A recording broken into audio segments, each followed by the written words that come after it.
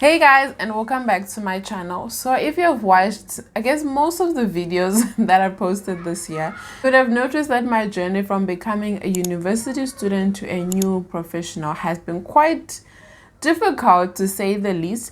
And one of the most fundamental things that I've had to learn through this journey is you need to have patience, because there's a lot of waiting that had to happen.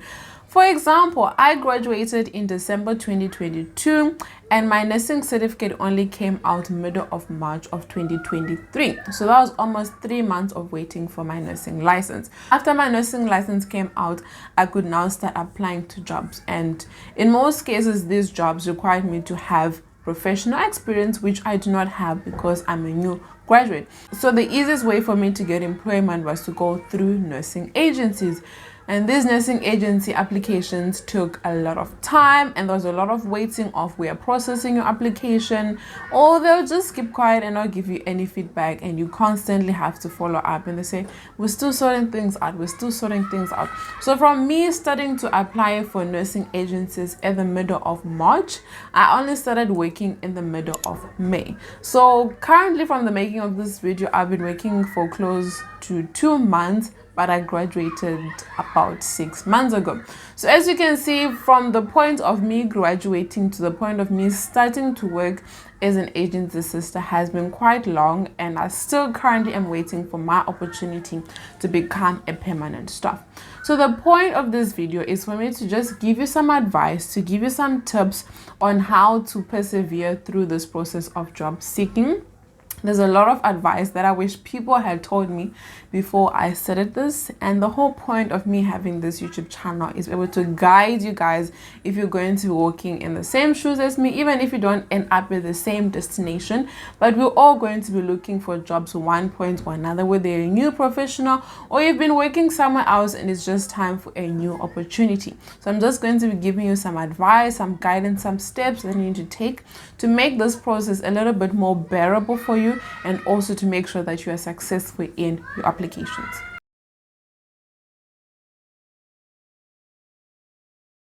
So the first and the most important thing that you need to get right is you need to structure your curriculum vitae in the correct and most formal way. So your curriculum vitae, or your CV, is going to be your selling point for all the applications that you're going to be doing, because in most of these cases, when you submit your curriculum vitae or your CV, it is going to be the first and the only thing that they're going to have as a full representation of who you are as a person. So for that nursing agency, for that hospital, for whatever company that you're applying to, they are going to use your CV as a way to vet whether they're going to want to interview you as a potential candidate, or if they do not even want to consider you as a potential candidate. So there's a lot of power that is held within your curriculum vitae. As a result, you need to pay attention to the colors that you're using, the font, the size, even the length of your curriculum vitae, the tone, the language that you're going to be using, and the information that you either include or information that you omit, because that will paint a picture of who you are as a person. As a result, you need to do it correctly. The first thing, guys, is punctuation. For me, it's irritating when someone sends me an email, or I read an article, or just read something where the punctuation is off. And trust me, recruiters also feel the same way about your curriculum vitae if it doesn't have the proper punctuation. If you're someone who's not great with English, you can use apps like Grammarly, where it actually corrects your grammar, corrects your punctuation errors and so forth. So you literally type the document on a Google form, and then Grammarly does the punctuations for you, and it checks that you use the right grammar. Or you can give it to someone to proofread it, to make sure that you're using correct English, you're using proper grammar, and you have the right punctuation, and also to make sure that the way that you're writing, or your writing style, is formal, and also that the tone is in a respectful manner, because you do not want it to be very slang. Most of the job applications that you're going to be doing is to companies that are somewhat old school. So most of them are not up to date or are favorable to new types of curriculum vitae that are appearing now, and this is mostly for people that use templates. Try to avoid auto-generated templates, because those can really throw you off and actually hinder your application process. So if you're going to be doing your own curriculum, information that can be added in a table, use tables. Those are much easier to follow, especially for your education process and also for your work experience, because you can put your work experience into columns and say, this is the work where I at, this was the company, this was the date, and these are the skills that I learned. The next thing is your font. Try to avoid using fancy fonts. So Arial size 12 is the best way to go. And then you just make sure that your headings are bolded, and you can make it size 14 but not bigger than that. And your normal text must not be smaller than size 11. Thing with your headings is you need to make sure that your headings stand out, because in most cases when an HR representative is going through hundreds of different CVs, they want to get to the main points. So make sure that your headings stand out, your biographical information, your educational background, your work experience, your achievements, your extracurricular activities, your references. Those are things that need to be bolded, because those are things that they need to get to quickly. They don't want to be looking for where this thing is, because in most cases they'll get sick of it and then throw it away. And honestly, you can't blame them. In most cases, HR recruiters or HR representatives, they're looking at maybe 5,000 to 10,000 applications that are going through their system. As a result, they need to be able to get to the information quickly. So make sure that you're making it easy for them to find the information about you as quickly as possible. The other thing is avoid color, avoid using funny logos and symbols and things like that. Just stick to black and white. The fanciest thing you can do is to bold, underline things, and use tables. Don't go extravagant with this. So this is why I usually say to people, avoid using auto-generated templates, because those auto-generated templates will make it extravagant, overly informal, and that will just throw off the HR recruiters, because most of them are actually quite backdated. So they just want something that is basic, simple, and to the point.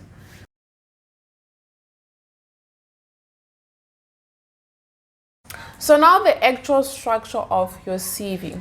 So in most cases, people start with a professional summary. So professional summary is just giving the recruiter, whoever is going to be reading your CV, a 30-second 4-line summary of who you are as a person. So you can include where you studied, the type of work that you've been involved in, things that you're passionate about, and what you're hoping to bring to the company. So you can make this specific to the company that you're applying to, or just make it specific to you. So this professional summary is usually what people call the elevator speech. An elevator speech is if someone was to meet you in an elevator and they say you have 30 seconds to tell me who you are, what would you say? So this needs to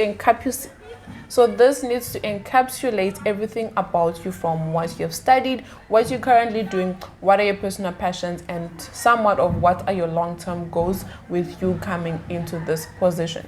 So after we move from your professional summary, then comes whether or not you should put a picture. Some recruiters want you to put a picture so they can see who you are, who they're referring to. Some don't prefer you to put a picture.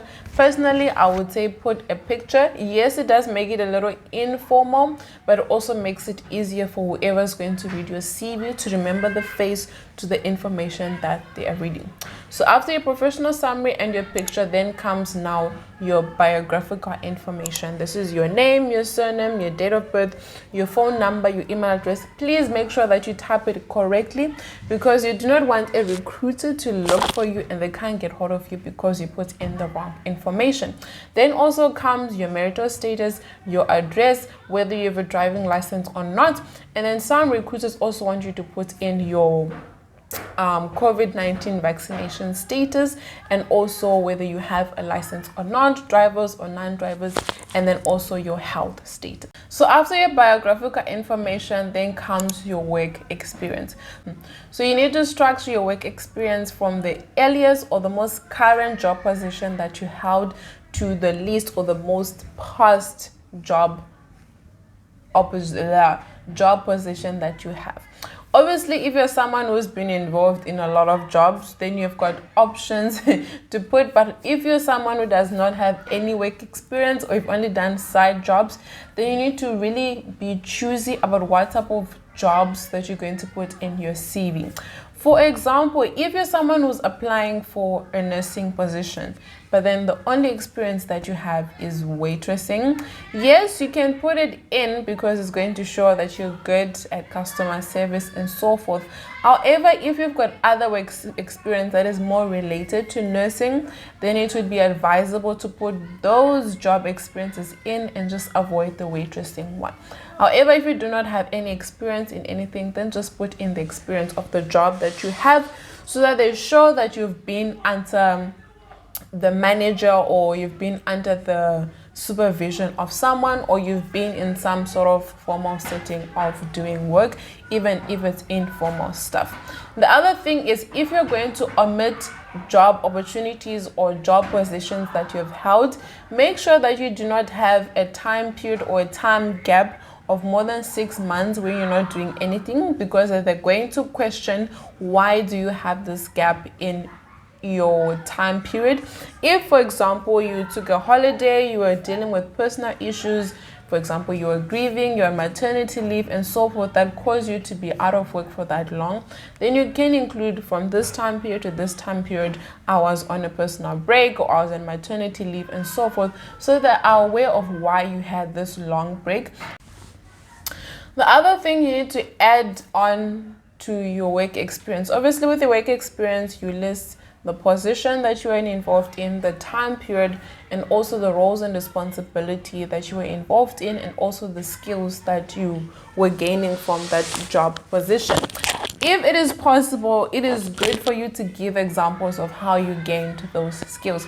For example, let's say with me, I was a student administrator, so I assisted students with their applications and general admin within our university faculty. And the skills that I learned there is teamwork, delegation, typewriting. So I would need to list examples or give examples of how I gained those skills. For example, I learned the skills of typing because I had to assist in typing documentation. After you've done your work experience, then comes your educational background. So your educational background, it can vary how you're going to list it based on where your educational background is. Obviously, you need to start with the earliest one to the least earliest or the past one. So for example, if you're a new university graduate, then you'd list your undergraduate degree first, or your postgraduate degree or doctorate, whatever. So it needs to go from doctorate, master's, postgraduate diploma, undergraduate, university or college. Then comes your high school, then primary school. Primary school and high school, I don't really feel they are necessary unless if you're a new graduate. And also when it comes to your educational background, add in subjects or add in modules that you're involved in, because that will also give them an idea of what type of personality that you are. For example, even high school, you had more art subjects, or you had CAT and IT and so forth. Then they will know that you're someone who is more towards the computer side. Or if you're someone who had your maths and your sciences, then they know that you're someone who is more technical, who is more then they'll know that you're someone who's more technical, that you're more aligned to science things. That will just give them an idea of what type of personality that you have. So after your educational background, then comes your achievements and your extracurricular activities.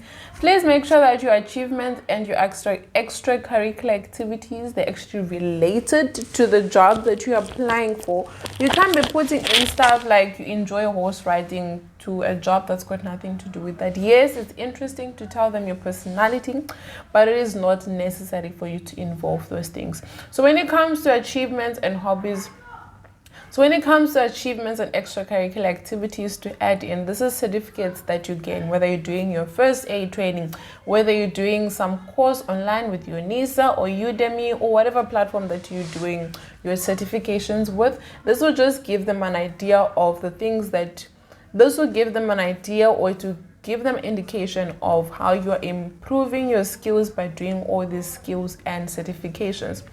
Then the last thing is your references, guys. Choose your references wisely. You need to choose someone who's going to give you a good reference, but also someone who's going to answer their phone. There's no point in you putting a phone number of someone who doesn't work at the company where you are referring them to. Because one, the recruiter is going to think you are lying, and number two, they're not going to believe that you actually gained experience at that company because they can't get hold of anyone at that company. As much as people think that companies don't check references, trust me, they do. Like with me, when I was doing my application for nursing agencies, they literally went and called the people that I put in as my references, and I think one of them, they'd recently relocated, so the phone number that I gave them was not going through, and they messaged me and they said, we can't get hold of this person, we need another reference. So be very careful when you're putting in your references. It needs to be someone who will give you a good reference, but someone who's also going to answer your phone. If you're going to put in a reference with a company that you don't work at anymore, just give them a call or drop an email and say, hey, I'm applying for a new job. They are going to call you and they need reference from you. Please be aware, because you don't want people to be caught off guard when they're called and they don't know what to say, or they don't remember you and so forth. So just give people a heads up of, hey, I'll put you as my reference for my applications. When it comes to references, I know if you're a new graduate, you're not going to have a lot of references because, well, you don't have a lot of work experience. You can use your mentors, your lecturers, your professors, the dean of the university as your reference. Because you're involved in that university, someone has to know who you are. They need to know what type of person that you are. You can use them as your reference in your applications. The other thing is, guys, please avoid doing this thing where you give your uncle's number and you tell him to pretend to be someone from this company and so forth. Just avoid that. It's unnecessary drama, okay?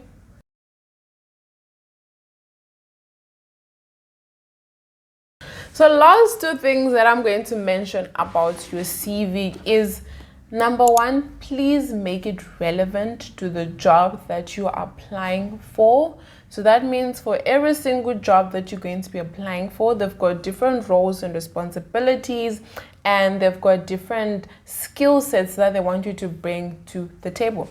As a result, your CV needs to be accommodating, or it needs to be taking into consideration the skills that that company wants you to be bringing to the table.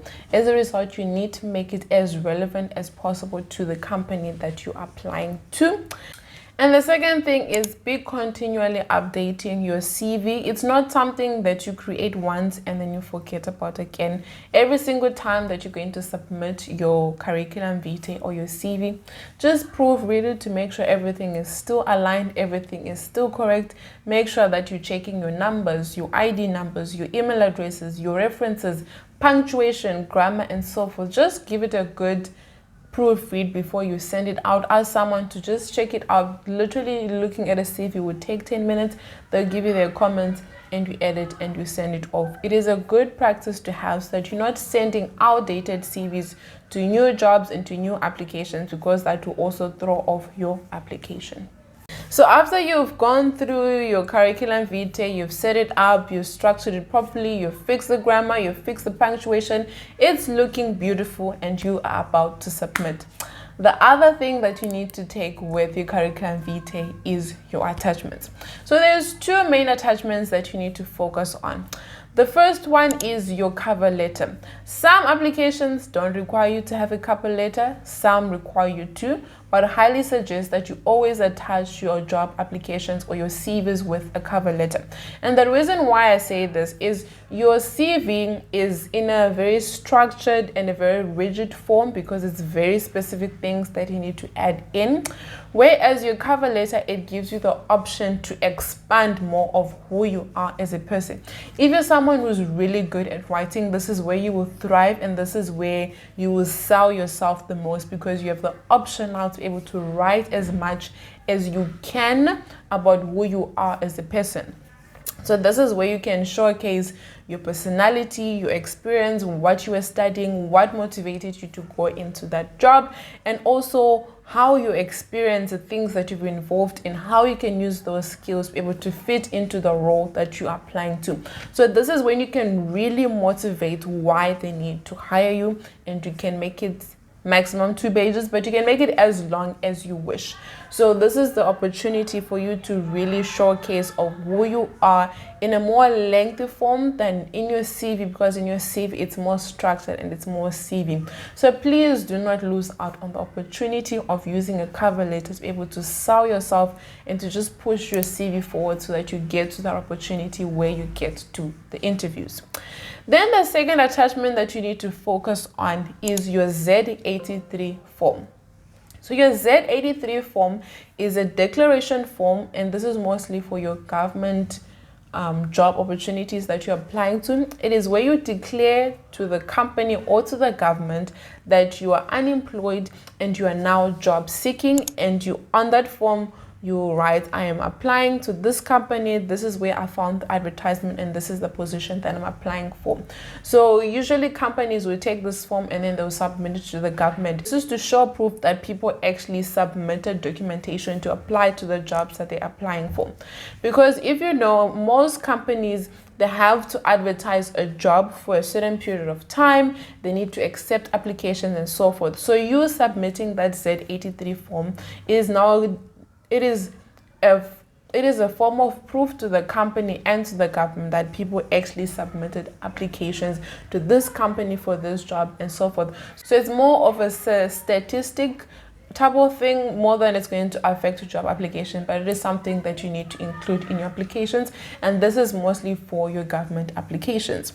Then the other attachments that you might be asked to bring in is your ID documentation, your certifications, and so forth. Please make sure that these attachments that you bring forward are certified copies. So certified copies means you've made a copy of an original and you either take it to the police, some post offices, and if you work in a hospital, there's usually a place where you can go and certify your documents, and the certification needs to be at least 3 months.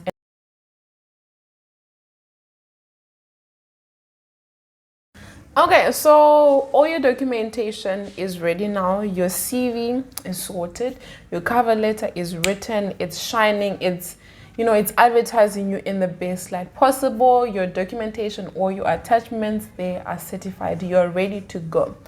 The best place that I'd say to look for job opportunities is on actual company websites. If you're in the nursing field, most companies, they have a website, or for example, if I'm talking about Netcare, I'm talking about Mediclinic, or I'm talking about Intercare, if you go on their website, they have a site where it says vacancies, and you can go to that vacancy and you can download the vacancy, and it will give you the details of the job that you're applying to, where you need to send in your documentation, and so forth. The other place that you can look for jobs is LinkedIn and Indeed. Those, I would say, are the most trustworthy secondary sources of you to look for job applications. There's other funny sites that pop up, like your PNet, and I think it's jobsite.com or something like that. There's other funny websites where you have to sign in, create an account. Yeah, it becomes a whole thing to look for those jobs. So rather avoid those sites, because one, you are making your information available to anyone, because you don't know where those PNet sites are going to, and you actually don't know if those sites are going to take your documentation to the right company. So always choose the most trusted sources to do your job applications. The other way to find job opportunities is you can go to the actual companies in person. They'll either have a notice board, a bulletin board, or you can just go ask people there, do you guys have any job opportunities at the moment? Then they can tell you, email this person, send them your CV and so forth, and you send it there. So it's very important that you're choosing the right sites to do your job search, because you do not want to also fall into Ponzi schemes or fake job applications where they now require you pay so much money and then will give you a job and stuff like that. You should never ever pay anyone money for them to give you a job. Never. Not even an application fee, not even a fee to process your documentation, none of that. You should never pay any money to do any job application. So please be safe out there with your information and with job sites that you're going to be applying to.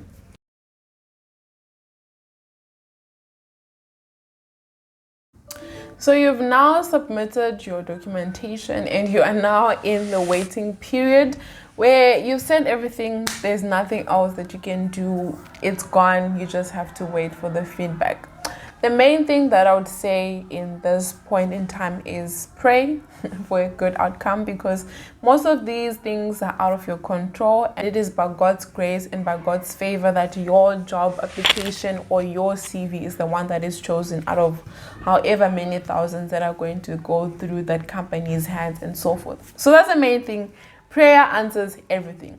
The second thing is you need to nag these people like there's no tomorrow. Okay, obviously there is a limitation of how naggy you can become with these companies, but it is very important for you to get feedback. So after you've sent your CV, they usually say after the application date is closed, so most will say at the end of the month application is closed. Give them at least 2 weeks or even 4 weeks for them to process the application, to look at the CVs, because they're getting a lot of CVs. Then after that process, every single week, just call, follow up. Hey, my name is so and so. I applied to your job. I just would like to get some feedback of what is happening with the applications, if my application was received, and so forth. The main reason why I say this is the more that you interact with that company or the recruiter is, the more they're going to remember you. They're going to take note of you. You are inquisitive. You want to know what is happening with the application. Obviously, be very respectful when doing this, because you don't want to send the wrong message while you're doing this feedback loop and sort of thing. So just continually just ask them, what is happening with my application? I would like to get some feedback and so forth. One is going to create a more memorable, one is going to make you more memorable. And also the second thing is, if anything is missing from an application, in most cases they'll be like, oh, this documentation was missing, or so and so and so forth, and you can fix it. And the other thing is they're able to give you advice on what to fix going forward if your application was not successful. Guys, there's nothing wrong with asking the company, if your application is rejected, can I just ask for feedback of why you didn't consider me? And this will give you just an upper hand when you're applying for other jobs, of what you can fix and what you can correct going forward. Other companies are really nice, is they will give you this information in advance. When you start the application process, they will say the application closes on this date, give us this many weeks for us to go through the process. If you've been selected, they will send you an email. If not, please consider your application unsuccessful after this period of time. If that time period goes forward and you haven't received any feedback, then consider that your application has failed, but you are more than welcome to go ask them, can I just ask why my application wasn't successful? They are allowed to give you that information. Obviously, they might not give information of why the other candidate was better and so forth, but they can just say your application, because of this and this and this, that's why we didn't consider you. Or they might tell you, please apply next time. This person was just better qualified, but maybe if you try again for another position and so forth. So companies can give you that feedback. So yeah, this is my 2 cents on job application, the things that you must or must not do when you're doing your applications. So in the next video that I'm going to be doing, I'm going to be focusing now on the interview, the things that you must do, how you can prepare for your interviews, and also how to master the STAR method of answering interview questions. That will all be in the video coming up next. So until next time, have an awesome one. Bye guys.